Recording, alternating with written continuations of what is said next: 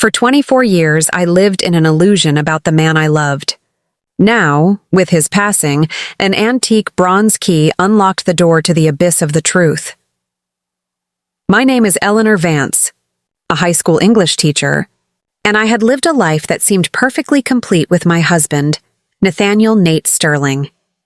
Never go to the estate, Eleanor. Promise me. That injunction, delivered with an intensity that was uncharacteristic of him, was one of the few requests he had ever made during our 24 years together. I had always honored Nate's wish, even as curiosity gnawed at me whenever he mentioned the childhood he'd left behind on a property in Montana. But now, Nate was gone, swept away by a heart attack that no one, least of all me, had foreseen. At 52, I was a widow, left with a daughter full of bitterness and a hollow space in my chest where certainty once resided. Mrs. Vance, the lawyer Mr. Harrison's voice pulled me from my thoughts. We sat in his wood-paneled office 2 weeks after the funeral. The grim finality of death was reduced to paperwork and signatures. There is one final item. He slid a small box across the desk. Inside was an antique bronze key attached to a silver fob etched with a soaring eagle, along with a sealed envelope addressed to me in Nate's precise script. "What is this?" I asked, turning the heavy key in my palm. "Your husband purchased a property in Montana 3 years ago. Per his instructions, you were only to be informed of its existence after his death." Mr. Harrison adjusted his glasses. "The papers have been transferred into your name. All taxes are paid for the next 5 years. A property in Montana?" I struggled to process the information. Nate had never owned anything but our house. "It's called the Willow Crest Estate. It appears to be the place where he grew up, although the papers show it changed hands several times before he bought it back." The estate. The place he forbade me to go. The place that made his gentle face turn cold whenever it was mentioned. "Mrs. Vance, there is one more thing you should know." Mr. Harrison lowered his voice. "This property has recently become extremely valuable. There have been calls inquiring about potential transfer." "Valuable? It's an old family estate." "Yes, but according to my information, significant natural gas deposits were discovered in the region about 18 months ago. Your husband refused multiple offers from energy companies." My head spun with questions. Nate had never mentioned oil, money, or purchasing property. We lived comfortably on his engineer's salary and my teacher's income, but we were not wealthy. How could he afford an estate? And why keep it a secret from me? I opened the envelope with trembling fingers. "My dearest Eleanor, if you are reading this, I left you too soon.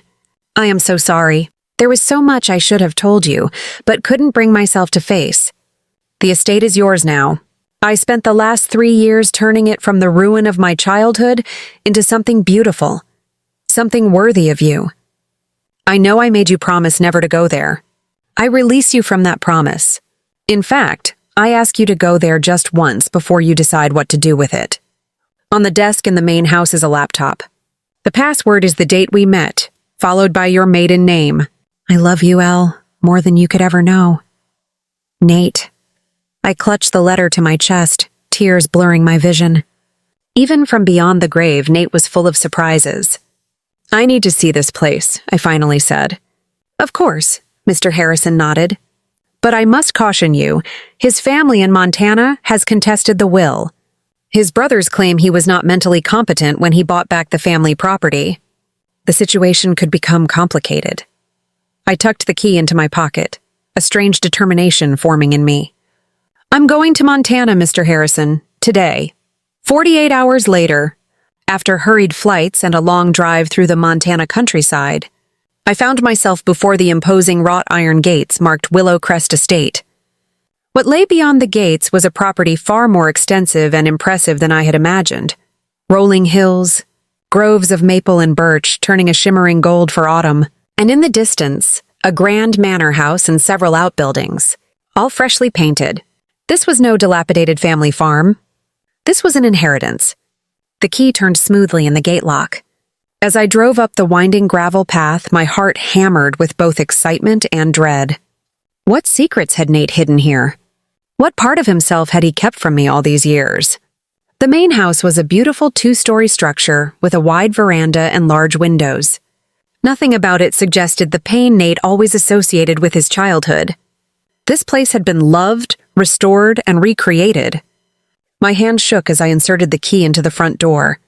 The lock clicked, the door swung open, and I stepped across the threshold into my husband's secret world. What I saw inside stole my breath away, my knees weakening as I grasped the doorframe for support. The entrance opened onto a vast room with exposed beams and a stone fireplace. But it wasn't the architecture that had stolen my breath. It was the horses. Not real horses, but everywhere I looked were exquisite paintings of horses galloping across endless fields, detailed sculptures that captured their power and grace, photographs of stunning breeds framed simply. My lifelong passion, the one indulgence Nate always supported but never truly understood, surrounded me in a gallery dedicated entirely to my greatest love. And there, on a desk near a window overlooking the endless meadows, was a silver laptop with a single red rose resting on the lid. Before I could take another step, the crunch of tires on gravel announced another arrival. Through the front window, I saw a black SUV pull up behind my rental car. 3 men stepped out, all bearing the unmistakable Hawthorne features Nate also possessed. Tall builds, dark hair, strong jawlines. The Hawthorne brothers had arrived, and from their grim expressions, they were not here to welcome the widow to Montana. They advanced towards the house with the confident stride of men who believed they belonged. I quickly shut and locked the front door, my heart pounding. Through a side window, I watched them stop on the veranda, exchanging words before the eldest, a graying version of Nate but with colder eyes, hammered on the door. "Mrs. Vance, we know you're in there. We need to talk." I remained silent, backing away from the door. Nate's warnings about his family had always been vague but adamant. Now, faced with their abrupt arrival, my instincts told me to be cautious. The knocking came again, more insistent. "Eleanor, I am William Hawthorne, Nathaniel's older brother. These are my younger brothers, Arthur and Vincent. We are here about the estate, of course." They were not here for Nate, or to meet the wife their brother had loved for 24 years. They were here for the suddenly valuable property. I glanced at the laptop on the desk. Whatever answers I needed were likely there, not with the strangers on the porch. Ignoring the increasingly aggressive knocks, I moved to the desk, opened the computer, and typed in the password. The screen lit up instantly, opening a folder labeled "For Eleanor."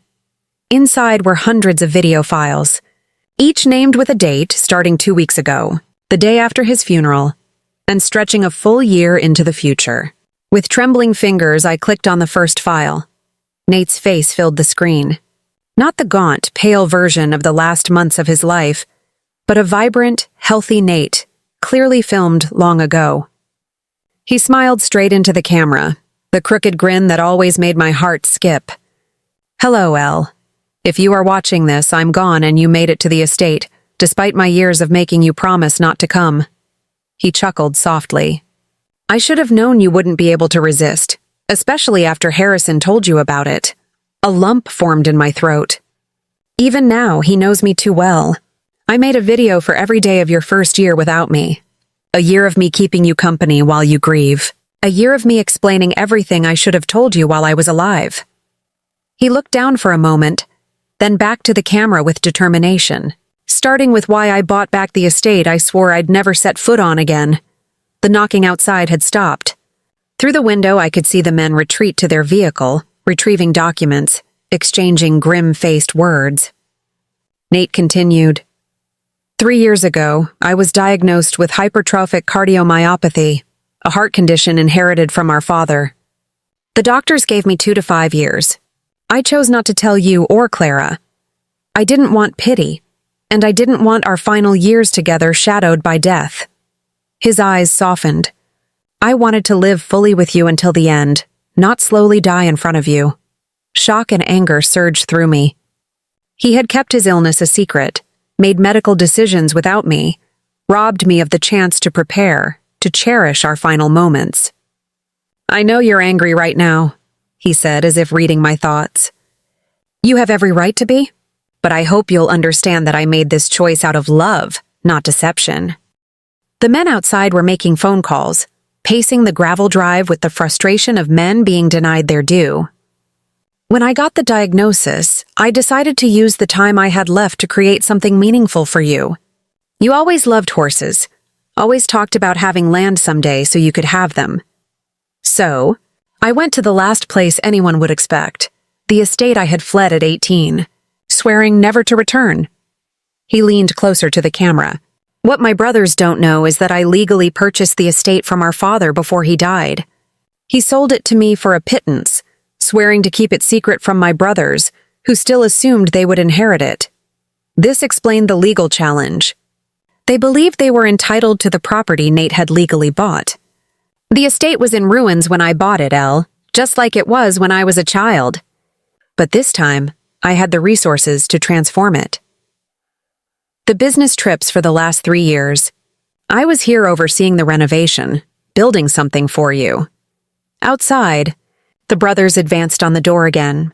This time, the oldest, William, held up a document pressed against the glass for me to see, a sort of legal summons. "My brothers will come for it," Nate continued in the video, his expression hardening. "They never wanted the estate until last year, when the gas was discovered in the region. Suddenly, the worthless property they mocked me for buying became valuable. They will try everything to take it from you." One of the brothers took another phone call, a look of triumph crossing his face as he ended the conversation.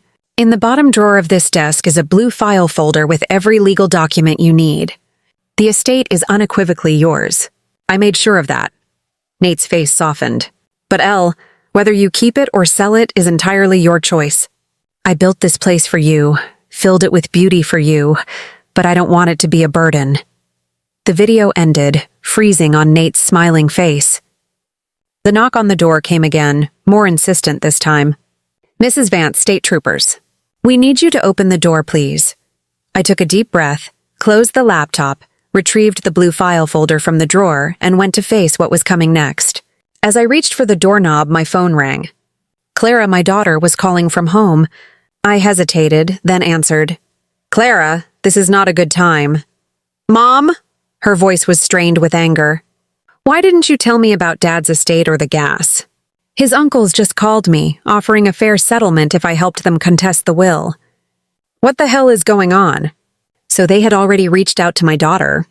The realization ignited something protective and fierce in me. They weren't just targeting me. They were trying to manipulate my grieving daughter. "I'll explain everything later," I promised, watching the policeman exchange words with the brothers. "But Clara, do not sign anything. Do not agree to anything. These men are not our friends." "Mom, if there's money involved—" "This isn't about money," I interrupted, surprising myself with the conviction in my voice. "This is about what your father wanted. Please trust me on this." After a moment of silence, she sighed. "Okay, but call me back as soon as you can." I hung up and opened the door to face a young state trooper standing next to the 3 Hawthorne men, their expressions ranging from smug to openly hostile. "Mrs. Vance, I'm Trooper Wilson. These gentlemen have a court order requesting an inspection of the property as part of an ongoing asset dispute." I smiled calmly, channeling the strength Nate always admired in me. "Of course, Trooper, but first I think you should see these." I offered the blue file folder containing Nate's documentation. "My husband predicted this exact situation." The eldest brother, William, stepped forward with a dismissive gesture. "Family asset disputes are complicated, Trooper. My sister-in-law is naturally emotional and confused." "Actually," I cut in, "I am neither emotional nor confused. I am a widow standing on property that legally belongs to me, facing 3 strangers who happen to share my late husband's DNA." I turned to the officer. "And I would appreciate it if you examined these documents before allowing anyone onto my property." The officer accepted the folder, his expression neutral, as he began to review the contents. The Hawthorne brothers exchanged glances, their confidence noticeably wavering for the first time. The officer looked up from the documents. His expression had changed. "These documents appear to be valid, Mrs. Vance. A clear deed transfer, properly notarized declarations, even certified bank records of the initial purchase.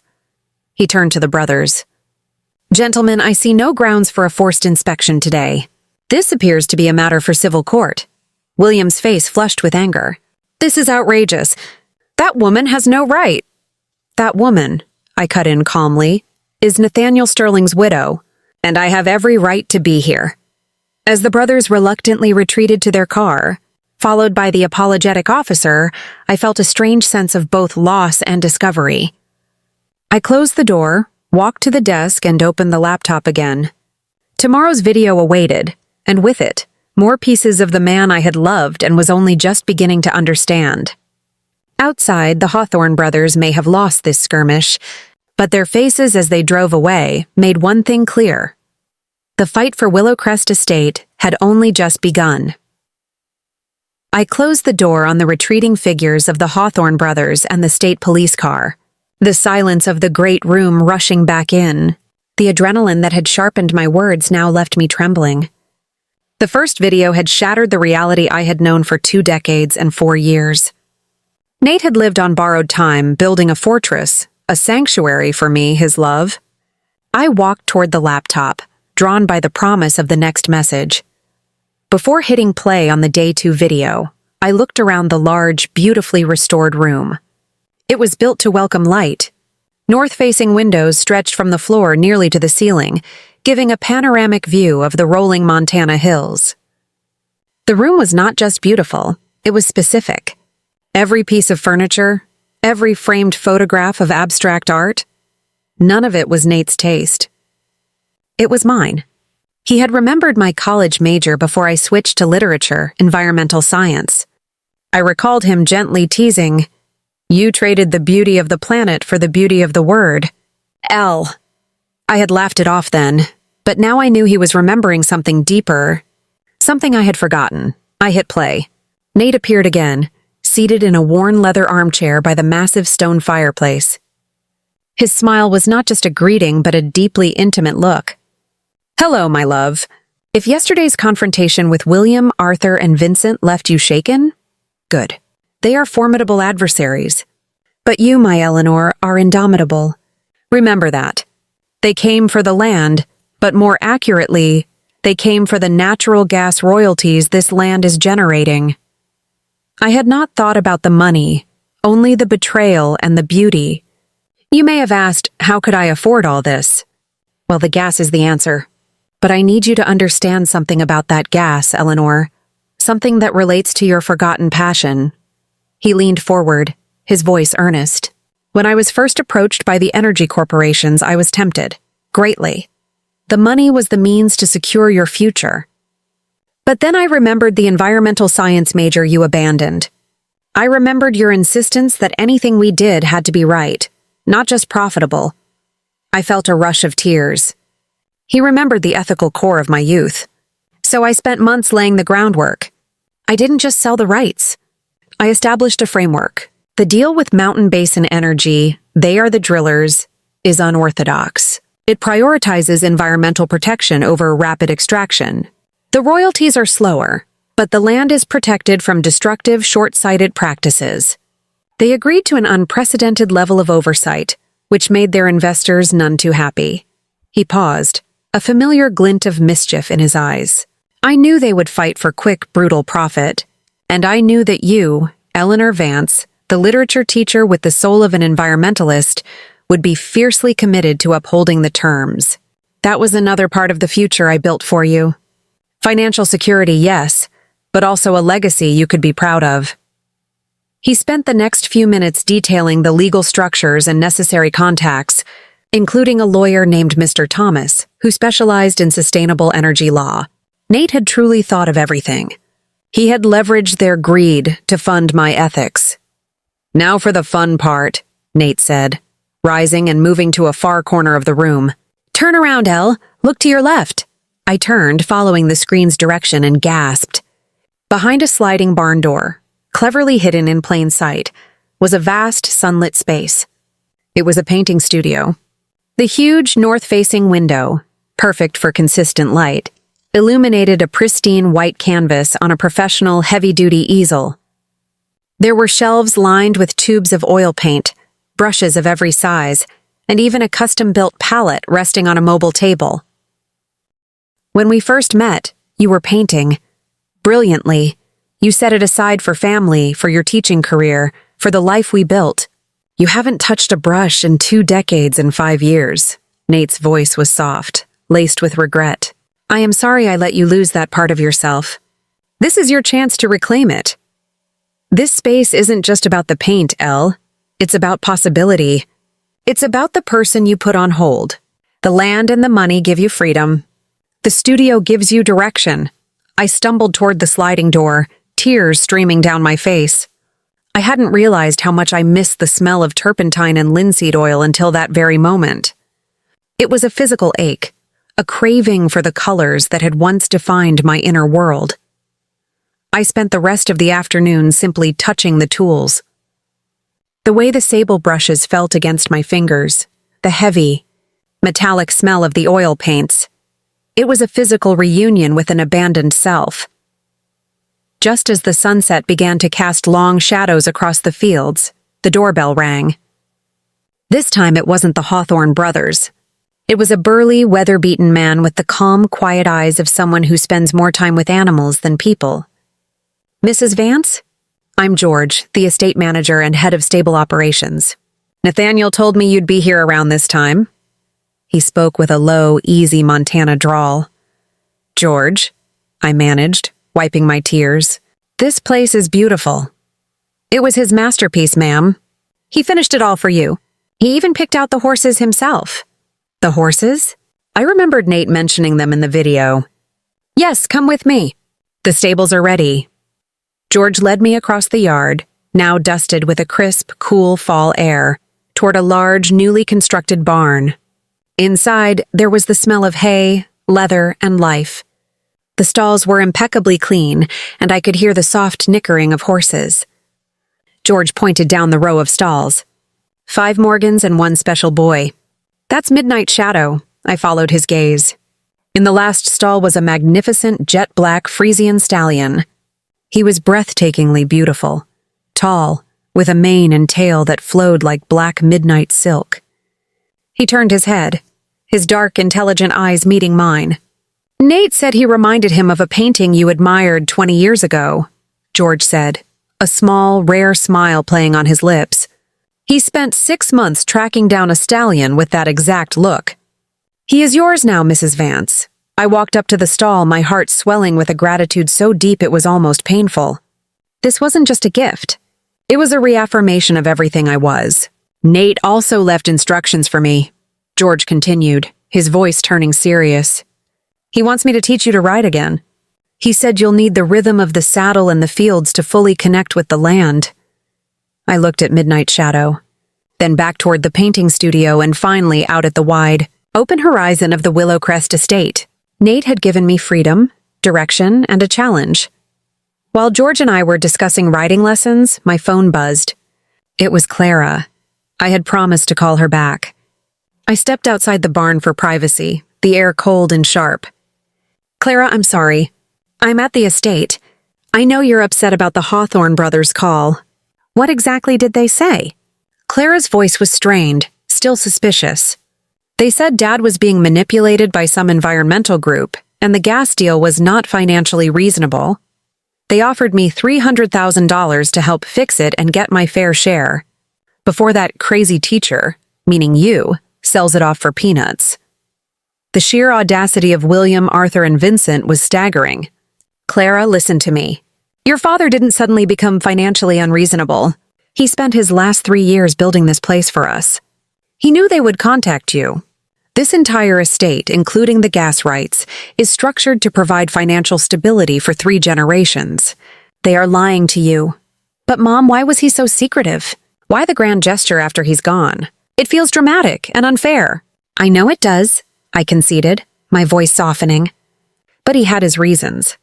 A deep reason rooted in pain and a desire to protect us from them. You and we have a chance to write a new story here, Clara. One free from their manipulation. Come to Montana. Come see the studio he built, the horses he bought. See the life he planned for us. Clara hesitated. I have so much going on with my marketing firm, Mom. But maybe for a weekend. I need to see if this is real or just some crazy inheritance. It is real, my love. It is intensely, heartbreakingly real. I hung up, a fresh wave of grief washing over me. Nate had orchestrated every move, even anticipating the emotional minefield I would have to navigate with my own daughter. That evening, I ate dinner alone in the vast, silent dining room, my gaze fixed on the darkening outline of the mountains. I realized Nate had left me more than a will. He had left me a manifesto, a plan for my reinvention. I looked forward to the next morning and the next video with an anxious anticipation that had nothing to do with money and everything to do with discovering the final, hidden layers of my husband's heart. I woke before dawn on my third day at Willow Crest. The sun, when it finally crested the Montana peaks, cast a brilliant golden light into the studio, making the white canvas almost glow. I decided to follow Nate's silent instruction. Before watching the day's video, I would act. George had left a pot of strong coffee and a small note by the laptop. "Midnight shadow is waiting, ma'am. Start slow." I dressed in old jeans and a thick sweater. For the first time in years, I felt purposeful outside of lesson plans and grading. I didn't go straight to the stable right away. I went to the studio, squeezed a dash of burnt umber and cadmium yellow onto the palette, picked up a large flat brush and, with a hesitant breath, slashed a thick, abstract line across the waiting canvas. The contact, the scratchy drag of the oil against the linen, sent a powerful, almost electrical current through my arm. It wasn't beautiful. It was cathartic. It was a declaration. I am back. I spent a glorious hour in the stable with George, relearning the language of the horses. Midnight Shadow was a powerful, intelligent, and surprisingly gentle creature. After George checked the security perimeter and reassured me the Hawthorne brothers had not returned, I felt the tension ease from my shoulders. Over a late breakfast, I opened the laptop. Today's video, simply titled "Find Your Light," was ready. Nate appeared, standing in the completed studio, surrounded by the light I now knew so well. "Hello, my love. If you're watching this, I hope you've already started, even if it's just a scribble. The sleeping artist inside you needs to breathe, Elle. You were so insistent on practicality for so many years. You gave up the messy life of an artist for the certainty of a teacher's paycheck, all to help raise Clara. I regret that sacrifice, even though it was rooted in love." He then spoke of the land. "Willow Crest is not just real estate. It is the muse. The colors here are primal, the indigo of the mountains at twilight, the fiery ochre of the autumn leaves, the endless sky. I want you to paint what you feel about this place, Eleanor.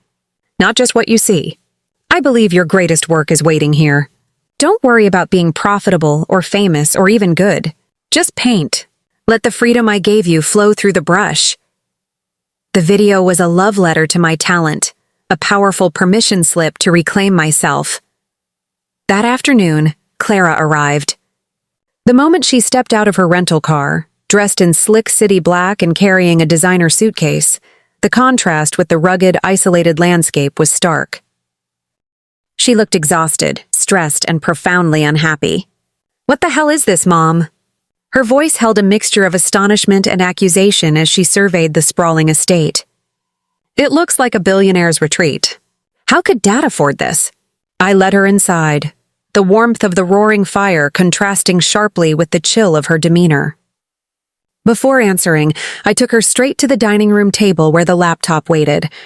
"Before we discuss finances, you need to understand the man who built this place, Clara. The one who spent his last 3 years planning every detail." We sat together and watched the day's video. Nate's face, his intimate address, and the revelation of his diagnosis and his 3 years of secrecy finally pierced Clara's armor of cynicism. When the video ended, she was sobbing, clutching the laptop to her chest. "He didn't tell me. He didn't tell us. That's so much planning. Why didn't he trust us?" "He did trust us, my love. He didn't trust his illness. He didn't want us to live under a death sentence. And he didn't want the Hawthorne brothers to know he was vulnerable." "The Hawthorne brothers?" Clara muttered, drying her eyes. They called again today. Arthur offered me $300,000 if I would just sign an affidavit saying I believed Dad was coerced. Their audacity knows no limits, I said, a coldness returning to my voice. They are trying to drive a wedge between us, Clara. They know a united front is the only thing that defeats them. Over the next few days, Clara slowly began to thaw. She saw the beauty of the estate, the meticulous care Nate had taken, and the unwavering dedication of George, who took her on long rides across the property. I, meanwhile, returned to my art with vigor. I was working on 2 canvases, the abstract slashes I had started, and a new, smaller piece, a preliminary study of midnight shadow. The magnificent presence of the Frisian was irresistible. One afternoon, a week into our unexpected stay, I was in the studio, engrossed in mixing a perfect Prussian blue for the horse's coat. Clara walked in, carrying a steaming mug of tea. She didn't speak, just watched me for a long time. "It's beautiful, Mom," she finally said, her voice small. "You haven't looked this alive since before Dad got sick." He knew I needed this, Clara. He gave me permission to be messy, to be impractical. He gave us both that permission, she conceded, looking out at the mountains. When I was talking to Arthur, he kept bringing up my marketing firm, how important my job was. And I realized, I hate that job. I hate the city. I was only there because it felt like the responsible thing to do, the opposite of the messy life Dad lived before he met you. Your father's life wasn't messy, Clara. It was deeply intentional. That's what I'm learning now. We spent that evening watching the day's video together. Nate spoke about the legacy of choice, and how he structured everything to ensure we would never be obligated, only free. The Hawthorne family legacy is one of entitlement and secrets, Nate said, his expression grim. They believe that because they share a surname, they are entitled to what is not theirs. They will try to impose that obligation on you, Clara. They will try to guilt you into taking something you didn't earn. But Clara, you earned this freedom by being our daughter, by being a part of my life, the life I chose. Clara squeezed my hand. The video cut through the remaining resentment, leaving only raw grief and a profound sense of being protected. "I need to call Mr. Harrison," Clara announced the next morning. "I need to retract my tentative challenge, and I need to tell Arthur to get lost." The next week was a whirlwind of activity. Clara, energized by her newfound clarity, took charge of coordinating with George and the environmental lawyer, Mr. Thomas. She used her marketing skills to research the Hawthorne brothers' past business dealings, finding patterns of sharp practice and manipulation that appalled us both. Meanwhile, returned to my art with a renewed intensity. I rode Midnight Shadow every morning and painted every afternoon. The world narrowed down to the rhythm of the horse and the colors on the canvas. The preliminary portrait of the Frisian was nearing completion, a visual ode to the creature's magnificent spirit and my late husband's prescience. The piece, however, was a fragile illusion. One evening, George called me urgently from the security room, a cold knot forming in my stomach. "Mrs. Vance, I'm seeing something on the perimeter camera, the West Ridge. It's William and Arthur. They aren't on the road. They are on foot, out of sight of the main gate, using an old hunting trail that runs through the forest. They weren't just challenging us legally anymore. They were scouting. They were looking for an entrance. What are they doing?" I whispered, looking out at the dark, silent woods. "Just observing, ma'am. Observing the house. Observing the stables. They know we're here now. They are looking for a weakness. They want to know what we've found." I hung up, my heart pounding. I walked to the great room and looked out the vast window. The beautiful, liberating sanctuary Nate had built for me suddenly felt like a battleground. The thread had just been elevated from a property dispute to a personal, tangible invasion. The freedom Nate had given me came with a price. I had to be strong enough to defend it. A month after reclaiming my inheritance, I stood in the studio, a deep sense of accomplishment settling over me. The Midnight Shadow portrait was complete, a powerful study of light and shadow, capturing the horse's primal elegance. It was the first piece of art I had finished in 25 years. Clara was a whirlwind of efficiency, managing the legal and financial defenses. She had completely cut off contact with her uncles and now fiercely protected the estate, seeing it as the tangible expression of her father's love. "Mom, William's lawyer, a man named Mr. Stern, is emailing like crazy. They want a meeting. They are pushing hard for an out-of-court settlement. They know Dad's legal work is ironclad." Clara stood in the doorway, laptop in hand, her expression serious. "I think you should watch this video. It's different. It's specifically labeled February the 15th. I put down my paintbrush, intrigued. We had fallen into a routine of watching Nate's daily messages together over breakfast, finding solace in the shared experience. "How is it different?" He titled it, "When Eleanor Starts Painting Again." She handed me the computer with a gentle smile. "He knew you would eventually." Alone in the studio, surrounded by the tools of a passion I was rediscovering, I opened the laptop and hit play. Nate appeared, seated in this very room, the space empty save for the magnificent windows, long before the art supplies were installed. "Hello, my love," he began, his smile warm and intimate. "If you are watching this, you have found your way back to your art, back to the passion you set aside for our family all these years." I gently touched the screen, tears welling up. "I have been thinking a lot about legacy," he continued. "What we leave behind, the marks we make on the world. Most people think of legacy in terms of children, wealth, or achievements. But there is another kind of legacy, the permission of possibility in those we love." He gestured to the empty room around him. "This space is unfinished, but in my mind, I can see it completed, filled with light and color and your creations. I imagine you standing at the easel, brush in hand, finally giving form to the images you have carried inside you all these years." I glanced at the finished midnight shadow portrait on my easel, struck by its closeness to Nate's imagination. "I structured everything to give you freedom, Elle," he went on. "Financial security through the gas rights, protection from my brother's interference, a beautiful space in which to create. But what you do with that freedom, that is your legacy to build, not mine to dictate." He leaned closer to the camera, his expression intense. "The estate, the horses, the art studio, they are not bequests. They are merely the tools. The real legacy is the possibility, the opportunity to become more fully yourself without constraint." I paused the video, overwhelmed by his profound understanding.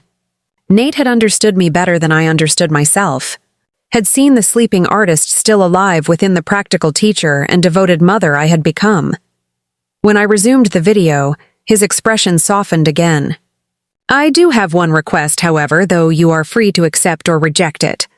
In the storage closet behind this room is a large canvas I had commissioned before my diagnosis. It is blank, waiting. When you are ready, truly ready, I hope you will create something for it. Something that captures not just what you see, but what you feel about this place, which brought me back to my beginnings and will take you into your future." The video ended. I sat motionless for several minutes. Then, on an impulse, I went to the storage closet and found exactly what he described. A massive, blank, custom-made canvas intended for the prominent wall in the great room. It was the perfect size to create a statement piece, a centerpiece for the heart of the home Nate had created. Over the ensuing weeks, as autumn painted the landscape in vibrant colors, I sketched countless drafts attempting to capture the essence of Willowcrest Estate and what it represented. None satisfied me until one morning, watching Clara ride Midnight Shadow across the eastern meadow, something clicked. The painting slowly took shape, not a traditional landscape, but a blending of realistic and metaphorical elements. The estate as it was now in the background, rendered in photographic precision. In the foreground, a series of blurred layers showing what came before. The derelict property Nate had bought back, the harsh family estate of his childhood, and beneath it all, the ancient Montana land that had seen generations come and go. Woven through these layers of time were two riders, a man and a woman, their features indistinct to represent both specific and universal journeys. Behind them, barely visible unless you knew how to look, was a third figure. a young woman making her own determined way forward. Clara. When the painting was finally complete, George helped me hang it in its designated spot in the great room. Clara stood back, looking at it with tears in her eyes. "It's him, isn't it? And you. And me." She traced the path of the riders with a distant finger. "The past, present, and future of this place." "The legacy," I said simply. "Not what is left behind, but what continues forward." That evening, as I watched the sunset from the veranda, which was now truly my home, I felt Nate's presence not as a ghost or a memory, but as a partnership that still continued. He had given me not just material security, but a framework for my reinvention, the freedom to explore who Eleanor Vance could be when unburdened by circumstance. The gas royalties would provide financial stability for generations. The estate would thrive under our stewardship, and I would continue to bring beauty into the world through my newly discovered talents, creating my own legacy alongside the one Nate had so carefully prepared. Winter arrived at Willowcrest Estate in a display of breathtaking beauty.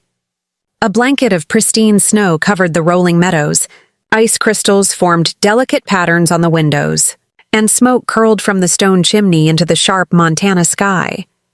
I had decided to stay through the season rather than return to Minnesota.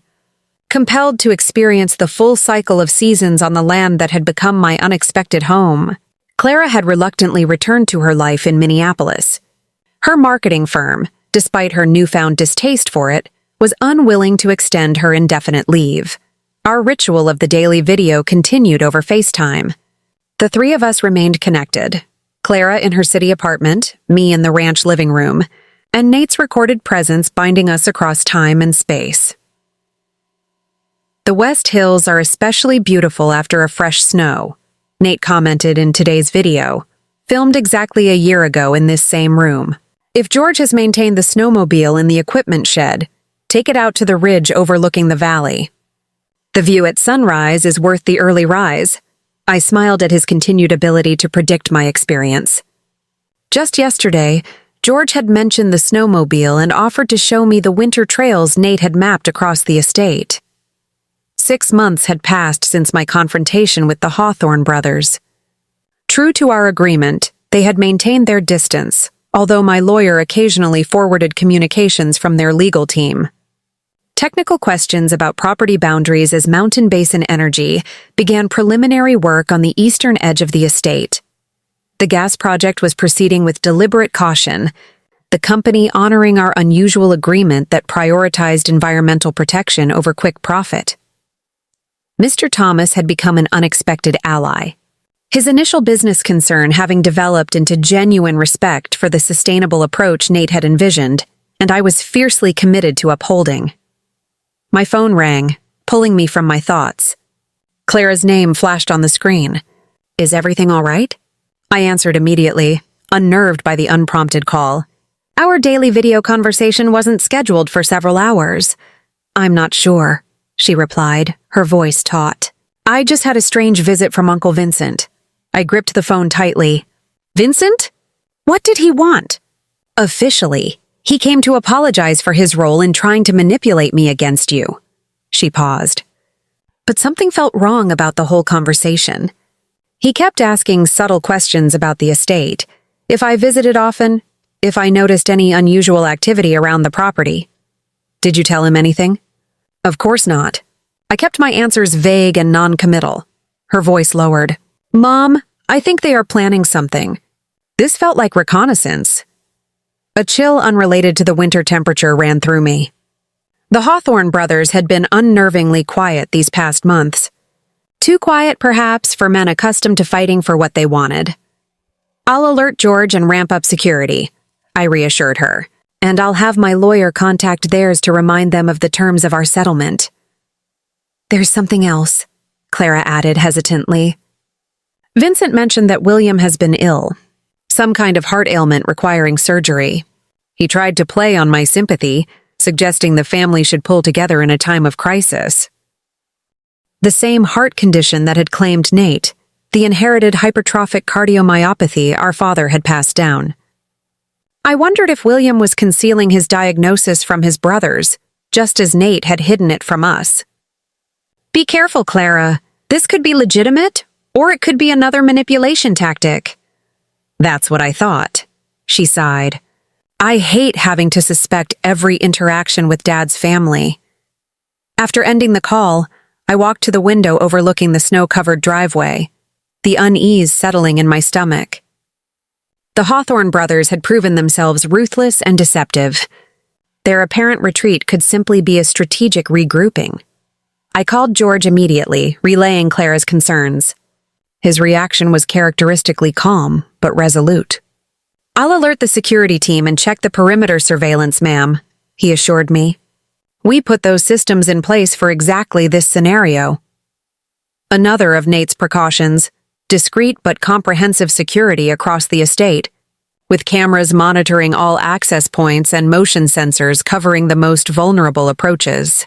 At the time, I thought it excessive. Now, I was grateful for his foresight. That evening, I found myself drawn to the safe room hidden beneath the stables, the one Nate had used as a command center before the main house was completed. It was a concrete room filled with filing cabinets, maps, and meticulously organized records left by Nate. I searched those records for guidance. If the Hawthorne brothers were plotting another attempt to reclaim Willow Crest, perhaps he had anticipated this scenario too. In the concrete room, I searched for anything related to continued threats after the settlement. In the bottom drawer of Nate's large steel desk, I found a file folder labeled simply, "If they come back," in his precise handwriting. Inside was a detailed contingency plan, steps to take should his brothers violate the agreement, including pre-drafted legal injunctions, contact information for various agencies, and, startlingly, a sealed letter addressed to William Hawthorne. A note in Nate's hand was clipped to the envelope, a final recourse. To be delivered only if absolutely necessary. It contains the truth he has never faced. What had my husband written to his estranged older brother that he considered potent or damaging enough that it should only be used in extremis? The envelope was sealed, its contents a final, devastating mystery Nate had left for me to uncover, only if circumstances demanded it. I returned to the main house, the sealed letter secure in my pocket, my mind racing with possibilities and strategies. Outside, the snow gently began to fall again, adding another layer of pristine clarity to the winter landscape. The next morning, George knocked on the door as I was finishing breakfast. His expression was grave. "Mrs. Vance, we have visitors. All 3 Hawthorne brothers plus 2 men I don't recognize. At the gate." He nodded toward the security monitor. "They are requesting entry. William claims it is a personal family matter, unrelated to the asset dispute." I walked to the great room window, from which the gate was visible in the distance. 2 vehicles waited there, the familiar black SUV and a more unassuming sedan. "What do you think they really want?" I asked George. "Nothing good," he replied flatly. "But refusing to meet them may provoke whatever they are planning. Better to control the encounter on our terms." I considered this, my hand unconsciously touching the letter in my pocket. "Keep security on high alert but non-visible. Allow them access only to the main house. No access to the stables or any other buildings." As George went to relay the instructions, I called Mr. Thomas to alert him to the unscheduled visit. Then Clara, to warn her that her uncles had shown up at the estate less than 24 hours after Vincent's casual visit to her. "Do you want me there?" she asked instantly. "I can catch the next flight." "No," I decided. "Stay put. This may be exactly what they want, to get both of us here, isolated from our legal support systems."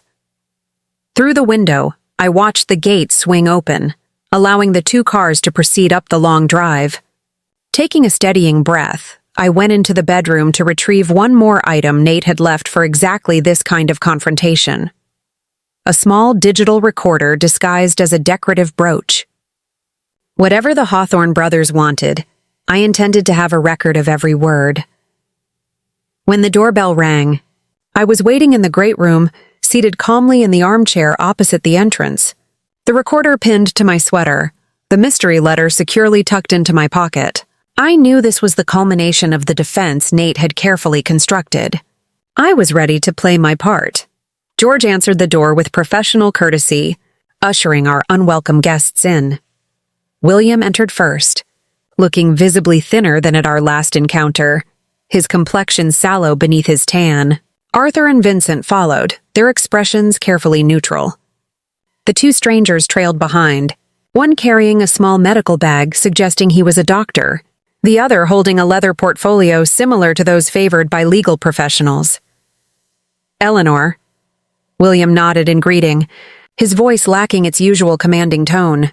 Thank you for seeing us without an appointment.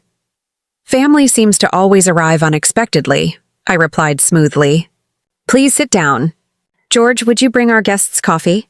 As they arranged themselves on the sofa opposite my chair, I noted the tension in their posture, the way Arthur kept glancing at William with poorly concealed anxiety. Whatever had brought them here, it centered on the eldest Hawthorne. I will be direct, William began once George had retreated to the kitchen. I have been diagnosed with the same heart condition that claimed Nathaniel, hypertrophic cardiomyopathy. It runs in the family, so Clara's information was correct. I maintained a neutral expression, waiting for him to continue.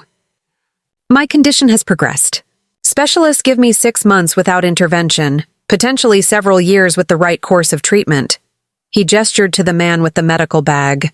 This is Dr. Harmon, my cardiologist, and Mr. Pearson, my personal attorney. I am sorry to hear about your health challenges, I said carefully. But I'm unclear why this brings you to Willowcrest Estate. William exchanged a look with his brothers before continuing, his voice suddenly thick with desperation. I need a heart and partial liver transplant, Eleanor. But there is a complication. Our family has a rare blood type and tissue marker, making it extremely difficult to find a compatible donor.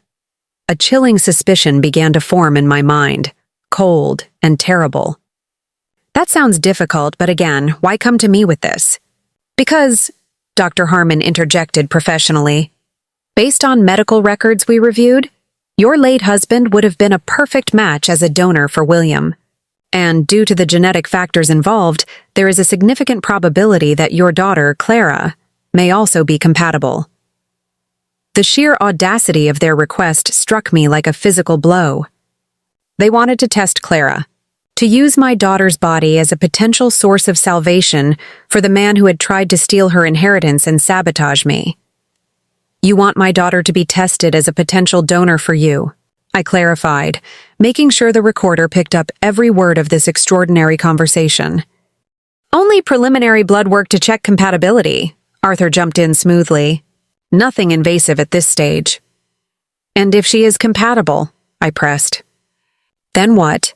Then we would hope she might consider becoming a living donor, William replied, his voice barely a whisper. The procedure allows for a partial liver transplant with minimal risk to the donor. Her liver would regenerate completely within months. I sat in stunned silence, staggered by their breathtaking self-entitlement. After trying to manipulate, lie, and cheat us, they now expected my daughter to undergo major surgery for a man she barely knew. A man who had actively campaigned against her own mother. Let me understand this correctly, I finally said, my voice steady despite the internal chaos.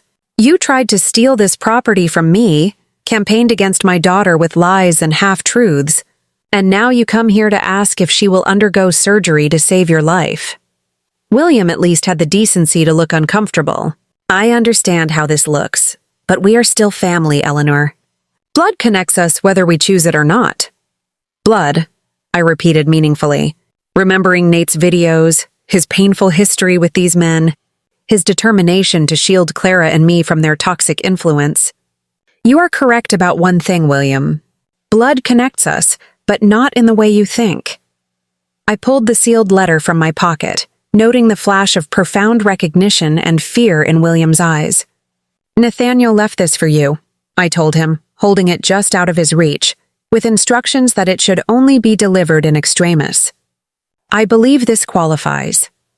William stared at the sealed envelope in my hand, recognition and anxiety flickering across his gaunt face.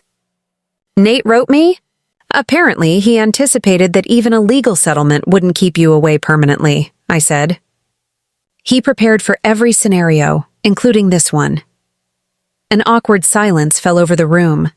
Dr. Harmon shifted uncomfortably, clearly sensing he had been drawn into something more complex than a simple medical consultation. The Hawthorne brothers exchanged tense, wordless glances. Before I give you this, I continued, I want absolute clarity on what you are asking. You want my daughter, the young woman you manipulated and lied to 6 months ago, to undergo medical testing and potentially major surgery to save your life. It sounds cruel when you phrase it like that, Arthur interjected. But that is essentially correct. William's condition is severe and family members offer the best chance for a compatible donation. Why not Vincent or Arthur? I asked, looking at the other brothers. Full siblings are often a better compatibility match than a niece. Dr. Harmon cleared his throat. We have already tested both of Mr. Hawthorne's full brothers. Both were found to be non-compatible due to some unusual genetic factors. And there are no other full siblings? I pressed, watching their reactions carefully. No other family members who might be a suitable donor? Another significant glance passed between the brothers.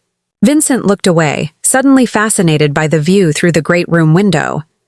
No, William answered definitively. No other full siblings.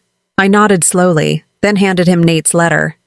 I suggest you read this before we continue this conversation.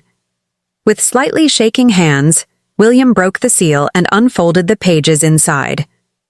His eyes scanned the first few lines, then widened in absolute disbelieving shock. The blood drained from his face as he continued to read, the papers visibly trembling in his grip. Arthur leaned forward. William, what is it? But William didn't answer, completely engrossed in Nate's words. When he finally looked up, his expression was transformed. The confident businessman was replaced by a man confronting ghosts he thought he had long buried. How long have you known? He asked me hoarsely. I only know that Nathaniel left this for you, with instructions that it contained information you might need one day. I met his gaze steadily. What exactly did my husband write? The profound silence in the room was broken only by the crackle of burning logs in the fireplace. The truth, Nate's final, devastating move, was about to explode into the open. William, unable to speak, handed the letter to Arthur, who began to read with Vincent looking over his shoulder. Their expressions changed almost in unison, from curiosity to disbelief to something close to utter horror. This can't be true, Arthur finally whispered, looking at William. Father would have told us, would he? William laughed bitterly. The same father who played us against each other our entire lives? Who showed favoritism depending on his mood?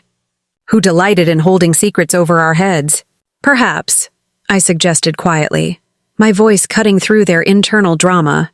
Someone should tell me what my husband wrote. William seemed to remember my presence, his gaze refocusing on me with a new, raw awareness. Nathaniel was not our half-brother. This made no sense. I don't understand. Nate told me, your father remarried after your mother died, giving birth to him. That's why there was a big age gap between you. That was the story we all believed, William confirmed, his voice hollow. But according to this letter, Nate discovered the truth while researching his heart condition. Our mother did not die in childbirth. He paused, struggling for breath. Dr. Harmon looked acutely distressed. Arthur took over, his legal precision reasserting itself even through his shock. She left our father when Nathaniel was small, unable to tolerate his abusive behavior any longer. Father created the story of her death to avoid the scandal of abandonment and to punish her by erasing her completely from our lives. But that wasn't all. The sheer weight of the lie hung in the air. Nathaniel discovered that our father had another family, Arthur continued, his voice strained with suppressed fury. A relationship that began before our mother left and continued for decades afterward. A woman in Cheyenne, Wyoming, with whom he had 2 more children. Now I understood the significance. 2 more Hawthorne siblings, a brother and a sister, both in their 40s. Both of whom share our rare blood type and genetic markers, William confirmed, scanning the letter again. according to medical records Nathaniel somehow obtained. And they likely have no idea of their connection to us. The pieces fell into place in my mind. Nathaniel found them but didn't contact them, did he? He simply confirmed their existence and their medical compatibility. William nodded slowly. According to this letter, he even verified their contact information annually through a private investigator, ensuring it was always up to date. In case, I finished for him, the irony biting deep. In case one of you ever needed what you were asking Clara for now. A compatible donor from the family you never acknowledged. The breathtaking irony was almost too much. The Hawthorne brothers had come to ask my daughter, the niece they had attempted to manipulate and cheat, for potentially life-saving organ donation, while two full, unknown siblings existed who could provide the same medical compatibility. The greatest act of love my husband ever performed was not living for me, but enabling me to live fully without him. So, I finally said, my voice regaining its steel, it seems you have alternatives to approaching my daughter, two half-siblings who share your medical markers. Strangers? William objected weakly, leaning back against the sofa cushions. We don't even know these people. And whose fault is that? I countered, my eyes burning with a mother's fierce protection. Your father chose to keep them secret. You and your brothers chose to treat Nathaniel as if he were less worthy than you. Now you face the consequences of those choices. Dr. Harmon cleared his throat again. Forgive me, but from a medical perspective, any potential donor should be contacted quickly. Mr. Hawthorne's condition is deteriorating rapidly. I considered the man before me. William Hawthorne, once formidable and intimidating, now diminished by illness and the collapse of his family mythology. Despite all he had done, I could not find satisfaction in his suffering. Nate would not want that. The contact information for your half-siblings, I said. Is it included in the letter? William nodded silently. Then I suggest you start there, I told him. Not with demands, but with humility and the truth. Tell them who you are. Explain your medical situation, and give them the choice that should have been theirs to make. Just as that choice would have been Clara's alone, not mine, not yours, if you had approached her honestly in the first place. And if they refuse? Arthur asked, the lawyer in him still seeking a guaranteed path. Then Clara can decide for herself whether she wishes to be tested, I replied. But she will make that decision with full knowledge of all the facts and all the alternatives. No manipulation, no pressure, no lies. The Hawthorne brothers absorbed this in silence, the family resemblance between them and my late husband suddenly clearer in their chastened expressions. Nate had the same strong jawline, the same deep-set eyes, traits I now noticed with fresh clarity. We will go, William finally said, rising with effort from the sofa. Thank you for this. He gestured to the letter, which Vincent carefully folded and returned to the envelope. As George ushered them out, I remained seated, processing the unexpected revelation and its implications. Nate had known he had other siblings, family members who might have welcomed him, who shared his biological heritage. Yet, he chose to keep that knowledge in reserve, using it only as a shield for Clara and me after his death. His final act was one of fierce, uncompromising love. That evening, as the snow fell softly outside the windows of Willow Crest Estate, I opened the laptop for the day's video from Nate. His familiar face appeared on the screen, filmed exactly a year ago in this same room. I felt the familiar mix of grief and gratitude, now amplified by the day's emotional earthquake. Hello, my love, he began, his smile warming me across time. If I've calculated correctly, today may be the day my brothers finally played their medical card. I gave a soft gasp, once again stunned by his foresight. They've known about their condition for years, Nate continued. Our father made sure to inform them when I was first diagnosed as a teenager, though they never offered help. They saw it as a weakness, another reason to dismiss me. If they came to you or Clara about donor compatibility, then you will have given them the letter about our other siblings. His expression deepened. I considered contacting them myself many times over the years, he admitted. But their lives were established. their families complete.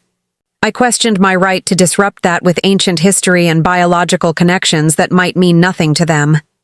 He leaned into the camera. The truth is, Elle, family is not blood. It is choice. I chose you and Clara as my family. I chose George as my steward. I chose this land as my sanctuary. I hope both of you allow whoever William and the others approach the same freedom of choice, to help or not, to connect or not, without manipulation or coercion. As the video continued, Nate shared his thoughts on family and legacy with characteristic thoughtfulness. I felt a sense of closure settle over me. The Hawthorne brothers had come seeking to use Clara as a means to an end, just as they had always used Nate. Instead, they had been forced to confront the tangled web of secrets their father had woven and the consequences of their own choices. Whether they would approach their newly discovered siblings with genuine openness or the same manipulative tactics they had always used remained to be seen. But that was no longer my concern, or Nate's, or Clara's. We had escaped the toxic Hawthorne family dynamic, reclaiming our own legacy through the Willowcrest estate and the life we were building here. Nate had turned his childhood prison into my sanctuary, his painful past into my promising future. The Forbidden estate had truly become hallowed ground, not because of the gas beneath the soil or the financial security it offered, but because it represented Nate's ultimate triumph over the family who rejected him and the enduring love that sustained him. The next morning, I returned to the studio. The Midnight Shadow portrait was beautiful, but it was the large blank canvas that now demanded my attention. The Confrontation had provided the missing piece, the emotional core the great room painting needed. I began sketching, not a landscape, but an allegory. I started reaching out to old friends and colleagues from my former life in environmental science. Nate's vision of sustainable gas extraction was a complex, beautiful puzzle, and I was determined to steward it. I arranged a meeting with Mr. Thomas, the lawyer, and his environmental consultants to begin my full immersion into the business side of the estate. The winter weeks flowed in a rhythm of writing, painting, managing, and connecting with Clara. I also instituted a new, much shorter series of videos for myself, documenting the estate's progress, acting as if Nate might review them one day. It was how I kept the conversation going. One afternoon, a letter arrived via certified mail from Mr. Stern, the Hawthorne family lawyer. My heart pounded with anxious familiarity as I opened it. The letter was brief, formal, and stunning. It stated that due to newly discovered complexities regarding family history and medical necessity, the Hawthorne brothers formally withdrew their legal challenge to the Willowcrest estate. Furthermore, they officially apologized for their attempts to manipulate Clara. They had surrendered. Nate's final recourse had worked. I called Clara immediately, my voice thick with emotion. "They've withdrawn, my love. They are gone. The estate is unequivocally ours." Clara began to cry with relief. I knew Dad wouldn't let them win. He just knew exactly how to beat them. "He gave us the tools, Clara. We won," I corrected gently. "He gave us the truth, and we were brave enough to use it." A few days later, Mr. Thomas visited. He was ecstatic about the news of the withdrawal. William Hawthorne must have seen a legal liability he couldn't afford to risk, Eleanor. That letter must have been dynamite. I couldn't help but ask about the medical situation. Did they contact the other siblings? Mr. Thomas, maintaining his professional reserve, replied, "My sources indicate contact was made with the gentleman in Cheyenne. They are proceeding with testing. I do not know the results." I realized Nate's goal hadn't been to punish William, but to force the truth into the open. The ensuing turmoil was secondary to the principle of honesty. That evening, the snow had stopped. The moon was brilliant over the Montana peaks. I felt a peace I hadn't known since before Nate's diagnosis. Willowcrest was no longer a beautiful secret. It was a safe, defended home. I sat down and began to write my own will, detailing how the Willowcrest legacy, the combination of the sustainable gas royalties and the protected land, would pass to Clara and her descendants. It was a tangible way to honor Nate's foresight and my commitment to the ethical use of the property. I also composed a long, Loving email to Clara, detailing every step of Nate's planning, every security measure, and the core message of every video. I did not want the truth to be sealed up again. I wanted the legacy to be open, transparent, and built on shared understanding. I attached a single photo to the email, a close-up of the large blank canvas, now bearing the first strong strokes of my new creation. The withdrawal of the legal challenge marked a seismic shift. The estate was ours, not just by will, but by conquest. The feeling of fighting to keep a secret was replaced by the resolve to protect a truth. I formalized my arrangement with George, the estate manager. He was not just an employee, he was a silent partner in Nate's vision. George revealed that Nate had established an intricate trust dedicated solely to George's family and to the perpetual care of the horses, ensuring their future regardless of my decisions. Nate's capacity for loyalty and foresight was staggering. "He was the best man I ever knew, ma'am," George admitted one cold morning as we watched Midnight Shadow prance in the snow-dusted paddock. "He didn't just rebuild the estate, he rebuilt the dignity of the land." I also deepened my relationship with Mr. Thomas, the environmental lawyer. I realized my role was less about managing money and more about stewarding the land. I spent hours poring over Nate's meticulously documented environmental impact assessments, educating myself on the complex hydraulic restrictions and protected conservation areas Nate had mandated for the Western Hills. "Your late husband was an anomaly," Mr. Thomas admitted during a video meeting. "No one fought this hard for environmental provisions while simultaneously selling gas rights. He created a model, Eleanor. A model for sustainable wealth creation. This was the legacy of the discarded environmental science major. The true value of Willowcrest was not its profit, but its proof that responsibility and revenue could coexist." Clara thrived. She was fully scheduled to take a leave from her marketing job in the spring. She wanted to learn the business of the estate, focusing on how to make the equestrian operation profitable and self-sustaining, perhaps even expanding the herd into specialized breeding. "I don't want the Hawthorne money, Mom," she told me on one of our calls. "I want to honor Dad's intent. I want to build something real." We arranged for her to formally take over the day-to-day management of the complex environmental contracts, a task perfectly suited to her sharp, analytical mind. We were a team, finally bonded not by obligation, but by a shared purpose gifted by the man we both loved. But even as the external conflict receded, the inner emotional journey continued. I was still grappling with the fact that Nate had kept his final diagnosis as a profound secret for 3 years. One day, I sat in the great room, staring at the completed legacy painting, the 3 riders threading through the layers of time, and I took out the laptop. I watched the day's video, but then I went back and rewatched the very first video, the one where he confessed his secret diagnosis. I needed to feel the anger, the hurt of the lie, one more time, but this time, I watched with the context of all that had happened. "I chose not to tell you, Elle," Nate's voice echoed in the silent room. "I chose to let you live unburdened by my death. I knew you would spend every day focused on the end. I wanted you to focus on the present, on building your future, even as I was building your financial one. I saw it then. It wasn't a lack of trust. It was an act of unimaginable, sacrificial love. He had endured the pain of his impending death, alone, so that my quality of life would not diminish. He bore the burden so that I could have the gift." I closed the laptop and walked into the studio. I stood before the large canvas. My hand, once hesitant, now moved with certainty. The painting was no longer just an allegory of the estate. It was an homage to this sacrificial love. The central figures were no longer indistinct.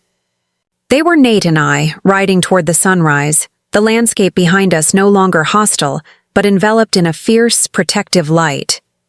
The dark, forbidding woods of his childhood were now represented by the deep, guarding shadows of the mountain, a place of safety, not fear. I had found my light, just as he had promised. I was Eleanor Vance, artist, environmentalist, warrior widow, the woman Nate had set free. The weather outside was cold, but inside I felt an intense warmth. Willow Crest was no longer a house. It was a spiritual resonance chamber, constantly reflecting Nate's wisdom back to me. I began to anticipate the day the videos would end. They were finite, a 365-day conversation. That day would be a terrible finality. I knew I had to be ready. I had to internalize his guidance and find the strength to walk the rest of the path on my own. I dedicated a small corner of the stable safe room to a new project. I began keeping a journal, an open letter to Nate, detailing everything that happened after the videos ended.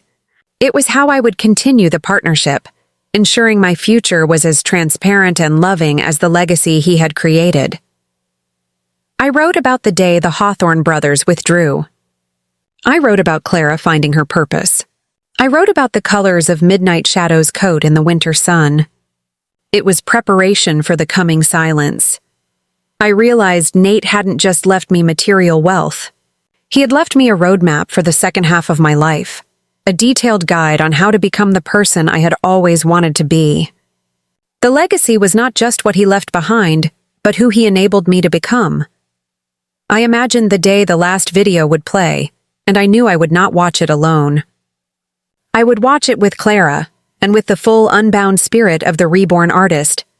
The Forbidden Estate had become the ultimate expression of love, and I, Eleanor, was, finally, truly home. As the one-year anniversary of Nate's death approached, the daily videos began to reflect the inevitable end. The label on the laptop read, Day 362. I felt a profound anxiety, a dread of the final silence. Clara, on her leave of absence, had moved into the estate, and we now worked side by side. She was in the safe room, digitizing Nate's environmental records, while I was putting the finishing touches on the legacy painting. "Mom," Clara called from the safe room intercom, her voice thoughtful. "I just found a note attached to the financial records. It's about the Hawthorne brothers' heart condition." I hurried downstairs, my heart pounding. "What does it say?" Clara pointed to a handwritten note on a spreadsheet detailing a large, anonymous donation made 3 years ago. Dad made a $1 million donation to the National Hypertrophic Cardiomyopathy Registry. The note next to the amount read, "To advance research for my brother William, should he choose to use it." "He wasn't just protecting us from them," I whispered, tears blurring my vision. He was still trying to save them. Even knowing their hatred, knowing their greed, he still used his final resources to advance research that could save William's life. He gave them a choice. "Mom," Clara said, leaning her head on my shoulder. "Not an obligation, but a choice for life. That's the ultimate legacy, isn't it?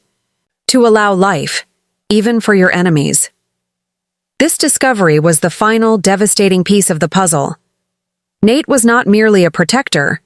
He was a redeemer. His life was not defined by his father's cruelty or his brother's rejection, but by his own immense capacity for grace.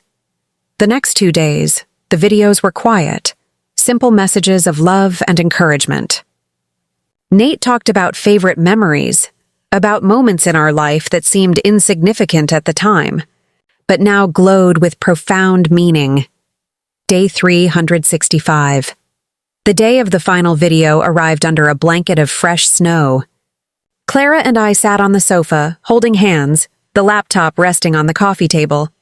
We had cried all morning, not just for Nate, but for the beautiful, terrible journey he had created for us. I pressed play. Nate appeared on the screen, not in the house, but seated outside in the eastern meadow, bundled in a heavy coat, the same soft snow falling around him that fell outside our window. "Hello, my loves," he began, his voice slightly husky, his eyes full of unshed tears. "If this is playing, the year is complete. I have run out of days, but I hope you have found your way to the light. I have no more instructions, no more secrets, no more warnings. Everything you need is already within you. The fight with the Hawthorne brothers taught you resilience. The estate taught you purpose. The art taught you self-discovery." Then he looked directly at me. "My request for the final canvas was about capturing the spirit of Willow Crest. That spirit is unbreakable. You, Eleanor, are the new caretaker of that spirit. He turned to Clara. My little warrior, use your sharp mind, not for marketing things you don't believe in, but for stewarding a legacy that speaks to sustainability, honor, and truth. Break the generational curse, Clara. You are free. I ask you both to take Midnight Shadow out to the West Ridge at sunset today. Do this for me, for yourselves. See the view I loved one last time. He paused, and the smile he gave us was the most beautiful, heartbreaking of all. Until tomorrow, my love. But know this, tomorrow is now yours to write. The screen went black. The conversation was over. Clara and I held each other for a long time, the silence stretching, heavy with the weight of finality. But when we finally separated, there was a new strength in her eyes, and I knew the silence had not broken us. It had fortified us. We have to go for that ride, Clara whispered. Dressed in heavy winter gear, we walked to the stables. George, silent and understanding, had already saddled Midnight Shadow and a smaller Morgan for Clara. We rode out in the late afternoon. The snowmobile trail was well packed, and the horses moved with powerful grace. We didn't speak, letting the vast, cold beauty of the Montana wilderness speak for us. When we reached the West Ridge, the sun had just begun to touch the distant peaks. The view was breathtaking. The entire Willow Crest estate spread out below, a tapestry of white and dark forest, with the house nestled warmly in the valley. It was a haven, a protected place. As we watched the fiery sun sink below the horizon, I felt Nate's presence more strongly than ever, not as a memory, but as the enduring strength I had gained from his sacrifice. He's still here, Mom, Clara said, her voice catching. In every tree, every horse, every decision we make. He's the foundation, my love, I agreed. Now we build. We turned the horses back toward the estate. The darkness that had once seemed ominous now felt protective. The forbidden estate was truly hallowed ground. As we rode, I made my final decision. I would sell our home in Minnesota. I would resign from my teaching position. Willow Crest was my life now. The old Eleanor Vance was gone, replaced by the woman Nate had meticulously prepared me to become. The legacy painting was finished that night. I hung it on the great room wall. It was not a somber piece. It was vibrant, an allegory of triumph over adversity, a fierce dedication to the future. The next morning, I woke with the sun. There was no video to watch. Only the day's work, a call with Mr. Thomas, a lesson with George, a final coat of varnish on the canvas. I was ready. The end of the videos brought a strange sense of liberation. The roadmap was gone. Now it was the real journey. I formally resigned from my teaching position in Minnesota, a decision met by my colleagues with sadness but by my own sheer exhilaration. Selling the family home was difficult, a necessary separation from the past, but the proceeds were immediately invested in the Willow Crest Foundation, a nonprofit dedicated to funding the sustainable land management practices Nate had secretly established. Clara, now fully invested, spent the spring transforming the stable operations. She used her marketing acumen to establish the Midnight Shadow line, a high-end breeding and training facility focusing on Friesians and Morgans, marketed as the horses of the legacy estate. It was a resounding success. The gas royalties flowed in, substantial, but managed strictly under Nate's environmental directives. I used the money not for extravagance, but for expansion, acquiring surrounding marginal land to create a protected wildlife corridor, ensuring the integrity of the ecosystem. I was now living my discarded environmental science major, blending it perfectly with my artistic eye. One afternoon, I received a call from Mr. Thomas. His voice was professional, but held a note of wonder. Eleanor, I've received a communication from Mr. Stern, William Hawthorne's attorney. It is unprecedented. What is it, Thomas? They are formally requesting permission to make a donation to the Willow Crest Foundation. A very large one, $5 million. I was stunned. Why? It appears William's surgery was a success. The compatible donor was one of the newly discovered siblings in Cheyenne. William, by all accounts, has had a profound change of heart. He realized his survival was facilitated by Nate's foresight and ultimate act of grace, the letter, Thomas explained that William wanted to use the money to establish a Nate Sterling chair for hypertrophic cardiomyopathy, research at a leading university. He also dedicated the rest of the donation to the Willow Crest Foundation's environmental work. He called it a debt of honor, Thomas concluded. He said he finally understood that the true family legacy wasn't the inheritance, it was the redemption.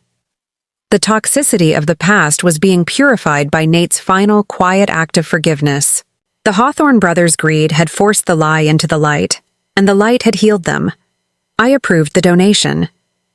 The Willow Crest Foundation, funded by both Nate's original wealth and William's large contribution, became a powerful force for environmental conservation and medical research.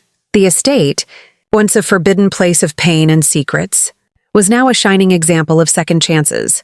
Clara thrived. She completely left the city behind, finding her rhythm not in the frantic pace of marketing, but in the stable, honest labor of the ranch. She even met a local veterinarian, Dr. Mark, who shared her passion for sustainable living. Their connection was organic and rooted in the honesty of the land, something Nate had ensured was possible for her. I looked at her, happy and whole, and I knew Nate's central mission had been accomplished. The deepest lesson I learned from Nate's year-long conversation was that love is not control. It is empowerment. He did not tell me what to do with the estate. He gave me the freedom to find my own purpose in it. He did not shield me from conflict. He gave me the tools to win on my own terms. The life I built with Nate was beautiful and safe. The life he built for me after his death was bold and vital. I realized the video messages, the blueprints, the secret trusts, they were all just scaffolding. The masterpiece was me, the reborn artist, the fierce protector, the ethical steward. One evening, I hosted a dinner for George, Mr. Thomas, and Clara and Dr. Mark.